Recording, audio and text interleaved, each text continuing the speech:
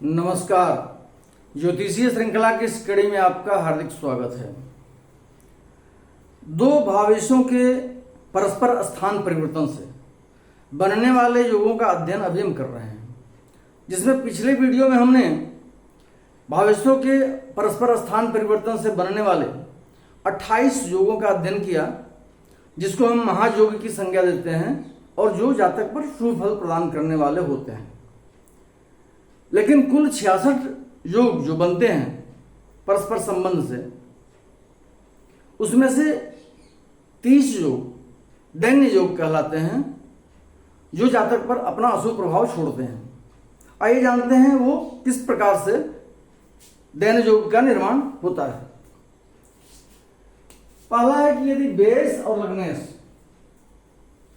व्यय भाव का स्वामी और लग्न स्थान का स्वामी परस्पर स्थान परिवर्तन करते हो तो दैन्य योग का निर्माण होता है। दूसरा है व्यय और धनेश, व्यय स्थान का स्वामी और धन स्थान का स्वामी आपस में स्थान परिवर्तन कर ले तो दैन्य योग होता है। तीसरा है व्यय और तृतीयेश, व्यय स्थान का स्वामी और तृतीय भाव का स्वामी परस्पर स्थान परिवर्तित करते हैं। चौथा व्यय और सुखेश, व्यय भाव का स्वामी और चतुर्थ स्थान का स्वामी परस्पर स्थान परिवर्तित करते हैं।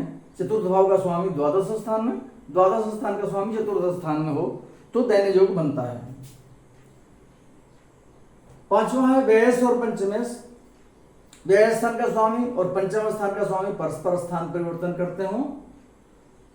व्यय और षष्ठेश, व्यय और षष्ठेश दोनों परस्पर स्थान परिवर्तित करते हो।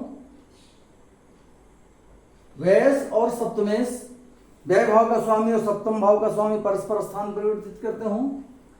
व्यय और अष्टमेश, व्यय भाव का स्वामी और अष्टम स्थान का स्वामी परस्पर स्थान परिवर्तित करते हो। व्यय और नवमेश, भाग्येश जिसको बोलते हैं, व्यय भाव का स्वामी और नवम स्थान का स्वामी एक दूसरे में अपना स्थान परिवर्तन करते हो।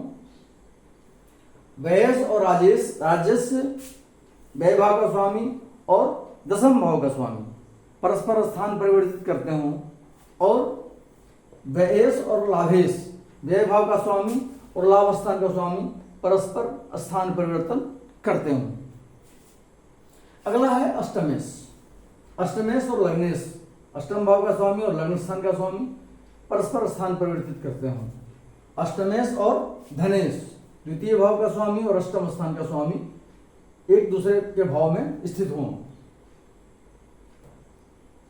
अष्टमेश और तृतीयेश, अष्टम स्थान का स्वामी और तृतीय स्थान का स्वामी परस्पर स्थान परिवर्तित करते हो। अष्टमेश और सुखेश, अष्टम भाव का स्वामी और चतुर्थ भाव का स्वामी परस्पर स्थान परिवर्तित करते हो।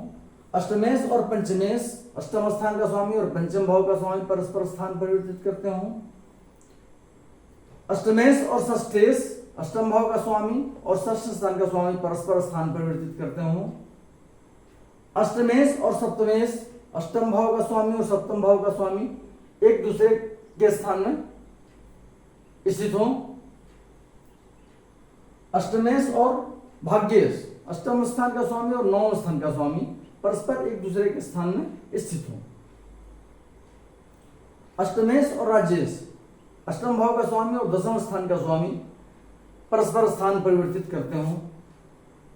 अष्टमेश और लाभेश, अष्टम भाव का स्वामी और एकादश भाव का स्वामी यदि परस्पर स्थान परिवर्तित करते हैं। अष्टमेश और षष्ठेश और लग्नेश, अब षष्ठम से चलते हैं। षष्ठेश छठे भाव का स्वामी और लग्न स्थान का स्वामी परस्पर स्थान परिवर्तित कर लेते हो। षष्ठ स्थान का स्वामी षष्ठेश और धनेश परस्पर स्थान परिवर्तित करते हो। षष्ठेश और तृतीयेश परस्पर स्थान परिवर्तित करते हो।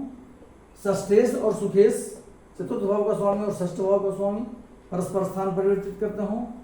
षष्ठेश और पंचमेश, षष्ठ भाव का स्वामी और पंचम स्थान का स्वामी परस्पर स्थान परिवर्तित करते हो।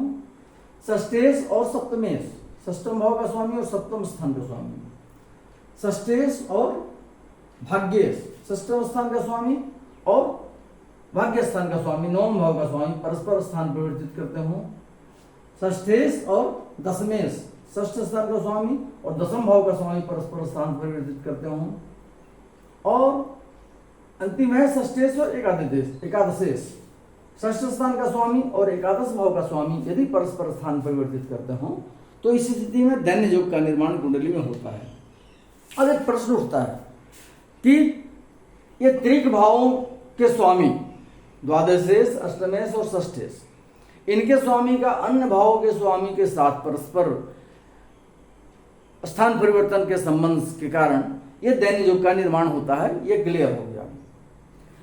अब प्रश्न उठता है कि हमने विपरीत राजयोग के अध्ययन के क्रम में यह जाना था कि यदि त्रिक भाव के स्वामी षष्ठ स्थान और षष्ठ, अष्टम और द्वादश भाव के स्वामी यदि त्रिक भाव में ही हों तो विपरीत राजयोग बनता है। जैसे षष्ठेश यदि अष्टम, द्वादश या षष्ठ में हो, अष्टमेश यदि षष्ठ, अष्टम या द्वादश में हो, या द्वादशेश षष्ठ, अष्टम या षष्ठ में, अष्टम में या अपने द्वादश भाव में हो तो विपरीत राजयोग बनता है। हर्ष योग, सरल योग और विमल योग, जो शुभ फल प्रदान करने वाला होता है।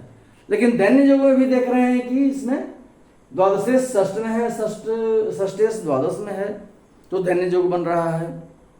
तो इसमें शंका नहीं होनी चाहिए, क्योंकि विपरीत राजयोग में सिर्फ षष्ठेश का अष्टम या द्वादश में रहना या षष्ठ में रहना सुनिश्चित किया जाता है, लेकिन इस योग में परस्पर स्थान परिवर्तन हो रहा है। उसमें केवल एक भाव का स्वामी दूसरे त्रिक भाव में रहता था, इसमें एक भाव का त्रिक भाव का स्वामी दूसरे त्रिक भाव के स्वामी से परस्पर स्थान परिवर्तन कर रहा है। ये इसमें मूल अंतर है, इसलिए इस पर इसके कंफ्यूजन में नहीं रहना चाहिए आदमी को। इसलिए वो शुभ योग बन रहा था विपरीत राजयोग, और ये अशुभ योग दैन्य योग का निर्माण हो रहा है। जिस व्यक्ति की कुंडली में दैन्य योग का निर्माण होता है वह स्वयं तो मूर्ख होता है, परंतु दूसरों की निंदा करने में तत्पर रहता है। वह दुष्ट कर्म करने वाला तथा सदैव शत्रुओं से पीड़ित रहता है।